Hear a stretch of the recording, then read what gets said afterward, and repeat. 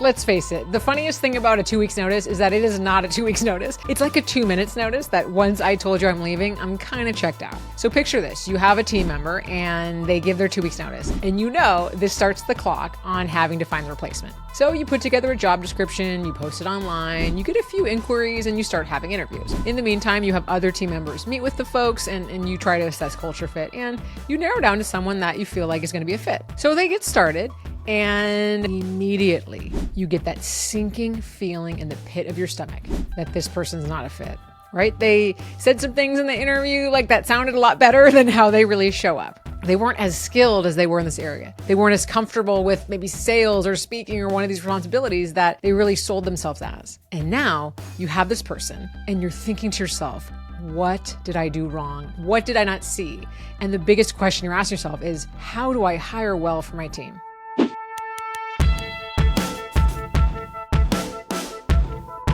I'm Lia Garvin, and this is the new Manager Playbook, where every week I share tips, tools, and strategies to make managing your team the easiest part of your job, because dealing with people is hard enough. And there is nothing harder and more costly than the whole act of hiring people, especially when you're in that scramble, because really, when a team member leaves and you have a gap to fill, they are pretty much gone the moment they give notice. We've all been there. We've had team members that have really stuck through it till the end, and we love those people, but it is the exception, not the rule.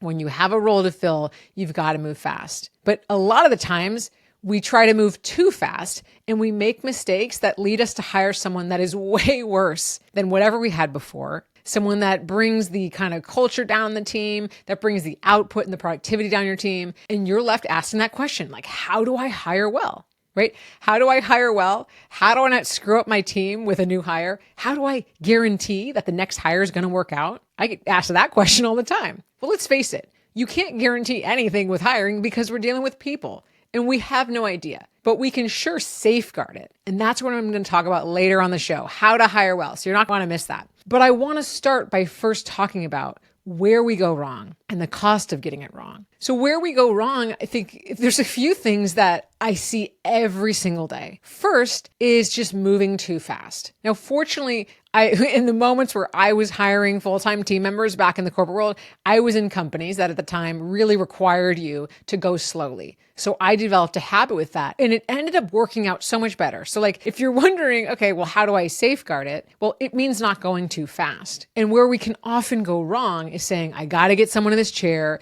Getting anyone is better than the no one I have now. I'm underwater. I'm spread too thin. And it's literally always worse. I have a client that works in a design agency and she was like kind of the CEO of that department. And she needed someone to ramp up really quickly on social media because all of this content creation was falling on different team members that weren't really covering it. And some of it was falling on her plate. So she said, I just got to get someone in that seat. And she hired someone and immediately it caused so much more stress than using an outside agency or a vendor because the person wasn't a fit. They weren't skilled. And when she brought this challenge to me, she said, my gut said it wasn't the right fit, but I was so underwater and I didn't know what to do. And I said, I get it. But let's talk about what the cost of that is. And what it meant was she had to spell out every single detail of the work, writing up like decks and docs and SOPs, not just to onboard someone, but every single week, repeating it over and over and over. When the person would hand in work, content, different samples, it was always wrong. There was spelling mistakes. There were things that are outside of the template. They weren't bringing creative ideas. It was big misses. And the person just like wasn't a fit. They were not good at this role. They might be good at other things, but this was not a fit. And it caused her so many headaches because now she had this team member that was a nice person that wanted to do good work, but just did not cut it. And the lesson that this client learned was, gosh, if I had took a little bit longer, I wouldn't be in this situation. And she regretted that so bad. I think moving too fast because we think anybody is better than no one, it is so short-sighted. Like, really? Anyone is better than no one? I don't think so. Anyone is not better than no one. The wrong person is not better than no one. Like, bottom line. Let that sink in. The wrong person is way worse than having no one. Because the wrong person will slow you down. And if it's not just you getting pulled in the weeds as the manager, the business owner, the leader, it's everybody else on the team. Because one other thing that the wrong person will do, it will alienate the high performers. High performers don't want to be on a team where they got to pull all the weight. And I have been there way more than one time where I look around on a team when I was in the corporate world and I was the 10Xer looking like, I'm not going to do 7 people's jobs. I don't want to do 2 people's jobs. I was already crushing it myself. Why should I have to do other people's jobs? Because the manager didn't hire the right person. So that breeds discontent, disengagement. Your high performers, they start looking for the exits. I have been there. I have been one of the leavers because of this. And I made a commitment to myself that I will slow down so that I can find the right people. Because if I create other high performers like wanting to leave, then that's on me. So going too fast is the biggest mistake we can make. The second mistake that we can make is, underpaying someone so much that they realize that, right? I understand there's a range, but when I talk to people about paying their employees, and you've heard me talk about it on the show, I always ask, would you do a good job for this price? Would you do a good job if you were getting paid this? Would you want to stay? Because even if you're going to be there a little while, if you know you are being underpaid or you're at the low end, you're always got your eye out for the next better thing.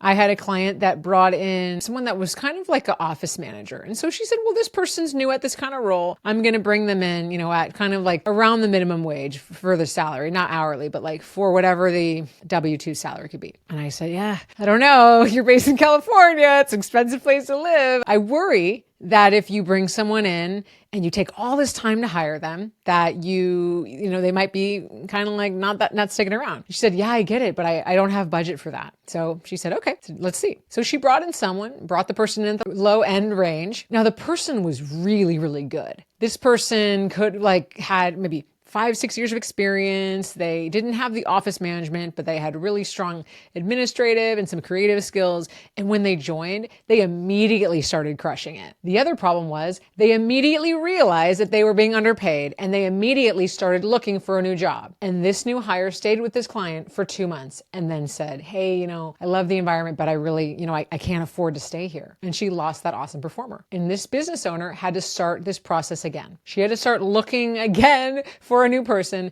which cost her so much money, so much time. I think it took her about 4 months to find someone after that. So all that lost productivity was way, way more in time and money than her making up that difference. So let's say, I don't remember what it was, but let's say she paid that person $70K a year. If she had paid that person $80K, right? Not crazy more, 80, 85. That difference would have been less than she wasted in having to do a lot of the stuff herself, hiring a freelancer after freelancer to figure this out until she found that new hire. That is the cost of underpaying people. It always bites us later. So I'm such a proponent of this, right? Of really thinking about this, because when people are underpaid, they know it. Now, I'm not saying hiring someone that's like fresh out of college and giving them $200,000 like for an entry level task. No, I'm talking about really looking at what would the difference be of an additional, 5, 10%, like where you can fit that in and then see what you can do there. Now, the other thing I see people do wrong is they hire folks that are really, really good at this skill, but they are an asshole. And this is something that used to be like the no asshole rule used to be something that people would talk about in teams. Now it's coming back up. Eric Schmidt talked about it recently, like you should hire divas. Steve Jobs was a diva. It's the right way to get innovation and creativity. Like, let's be honest. The next person you're hiring your team is probably not the next Steve Jobs. So if you hire someone that's just kind of a dick, you are going to tank the productivity of your team. The one person that is super, super skilled, but is not able to collaborate, that is not able to be a partner, that's pissing everybody off, that's mean to people. When we act like they have some skill that no one else in the universe has, that makes them have such an inflated ego that their behavior actually gets worse. And we're creating this story, this very, very false story, that this person is the only person in the universe that can do this. I see this happen with creative roles all of the time. I worked in design for many years. I worked in design at Apple, at Microsoft, at Google. I worked in design in small businesses, in branding agencies. And the biggest mistake was saying, oh, well, this person is so good at this one thing. Like, I know they're not really easy to work with, but it's not worth it, because that one diva, they cost the productivity of everyone around them because everyone's stepping on eggshells. That means feedback isn't flowing freely. There's no psychological safety. So that means people aren't comfortable disagreeing or asking questions or saying, hey, like, I don't know if this is realistic. It just like shuts down all dialogue on a team, and it costs you everyone else staying on the team. Would you rather have one diva and no one else? No, because you probably probably have a team because you need more than one person doing the jobs, right? You need kind of leads and supporting roles and cross-functional things. Like you don't just need one person. And I think back to a team I was on back at Google in a design team. And there was one person that was really good at his creative vision. He was the creative director on the team. He had a great eye and he was so mean to everyone else on the team that I think about 12 people left. 12 people. Was that one guy worth 12 people? The revolving door of finding designer after designer after designer 12 times for this one person. Well, you might ask yourself, well, if he was good enough, the result of that was because there was such high turnover, deadlines were constantly missed, and the work that team was supposed to deliver didn't end up getting shipped as a product. So the cost of that was not worth it. It wasn't. Okay. And there are these situations, okay, fine, where you are, you score the diamond in the rough, the unicorn, you got the next Steve Jobs. Make that choice then. But we have to be discerning when we are hiring someone for a role, even if it's a strategic role, even if it's a key role, to not hire someone that's really going to be challenging to work with others, because that person will cost you the rest of your team. Now, in the situation I was in, it wasn't like that person was 50 times better skill-wise than everyone else. No, this was Google. We had all highly, highly competent, talented people. Okay. So this person was put on a pedestal so much higher when that wasn't even the case. They all had the same experience. They all had the same background. This person was elevated and it ended up crushing the team and sabotaged the team from delivering on this product. Not worth it. No. So these things, right? Rushing through hiring because you're so stressed, you're so underwater and you can't deal with it, paying people too little because you just can't squeeze another dollar, and hiring divas. These things that we don't think a lot about, these are the reasons that your team members don't work out or that other people leave. And so when you ask me, how do I guarantee how do I guarantee a hire will work out? How do I prevent high turnover? How do I hire well? It's to not do those things. So what do we do instead? Well, we slow down. I mentioned in some of these companies that I worked on, they had required you to slow down. And it resulted, in my experience, when I had to hire folks, in having people that were the right candidate. And that included, posting a job and having it open for at least 2 weeks, not just trying to hire the first person that wrote to you. Having a pool of candidates, having interviews with at least 5 people so that you can really assess, having criteria for how you're evaluating them. So it's not just a gut feel. It's not just like, oh, I got a good vibe for them. And in my book, The New Manager Playbook, I actually have this matrix where I say like how to kind of evaluate really unbiased and equitably everyone you're talking to. So you're asking folks the same questions, you're evaluating the same way. That allows you to both, make sure that you are assessing people the same, but also get your team members involved. So that's a worksheet I have within the book. When you grab the book, that's going to be in there. And that kind of thing really ensured that when I brought someone on, I said, okay, I've done everything I can to really safeguard this and to make sure they're going to be a good hire. And fortunately, that was the case. The hires that I made, sometimes you inherit folks. The hires I made, I was very fortunate that they kicked ass, right? They were great. So that's one of the things. We slow down. It's going to change the game. Because 2 weeks, that's not even that long. Let's face it. You really can't wait 2 weeks. Business owners listening, you might say, nope, I can't. Okay. Is there a freelancer? Is there a project-based person you can get while you're making space to hire the full-timer?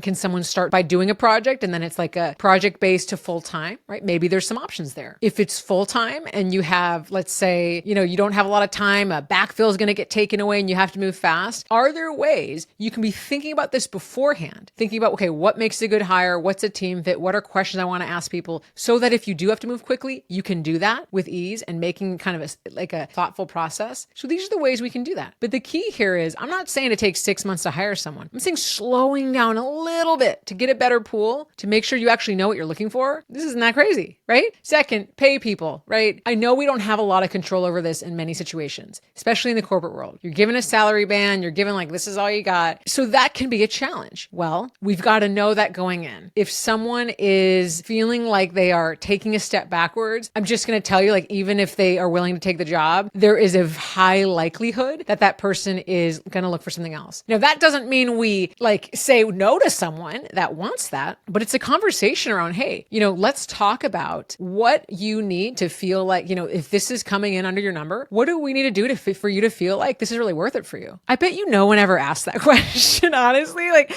when I said that, I was like, shoot, I don't don't think anyone's ever asked me that question. If you said that, okay, so what would make this worth it for you to stay? And you could figure out with this person, okay, maybe it's a year-end bonus based on performance or a profit share. Maybe it's being able to go to conferences or travel. Maybe it's to be able to become a manager or mentor. Usually people have a whole slew of other things that they want that are not just the base salary. And if you have that conversation, you can figure that out so you can give that person enough value where it feels like, oh yeah, base is like one little slice of this puzzle. I have all of these things that this company is really investing in me for, right? And then you create loyalty and you prevent that whole thing that I said about people looking for the next job because they feel undervalued just by having that conversation, just by asking that one question. And then the third thing, it's like, yeah, have a no asshole rule in your team, because one person, one single person that's really good at their one thing, I just don't believe that they are worth it. I don't. Sorry. Like, I know that right now it's like Meta or whatever is offering like $1 million or 10 million, I don't know, something for like AI engineers. And it's like that one person is going to save the world. I just like, I don't agree with that. Sorry, I don't have to. I don't think we bring in one person and that the only person in the whole world that can do this one thing. And most of our cases and most of the people listening to this, like it's just not the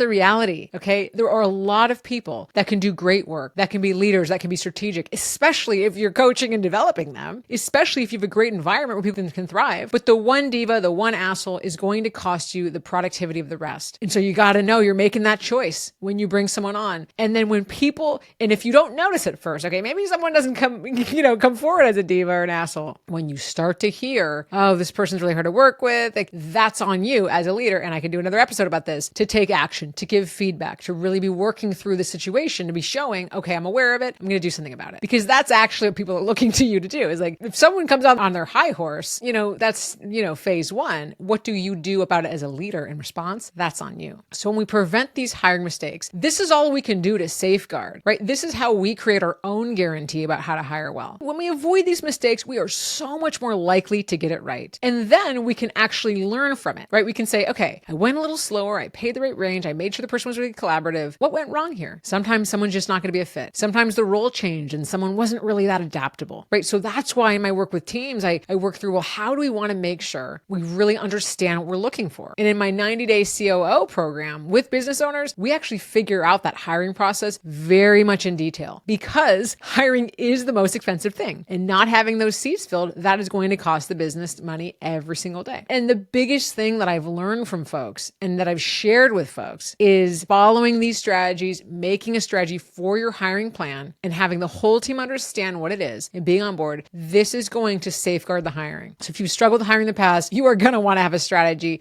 Reach out, hello@liagarvin.com, because having that mapped out, that is your insurance policy for having all of these issues. And it's not just the three things we talked about today. Those are the gotchas, but you want to have a solid strategy of what to do, what to look for. How do you understand really what success is going to be like for this person? So you don't have to figure that out alone. As always, if you have questions, topics you want to hear about on the show, email me. I love to do episodes that are listener requests. hello@liagarvin.com. See you next time.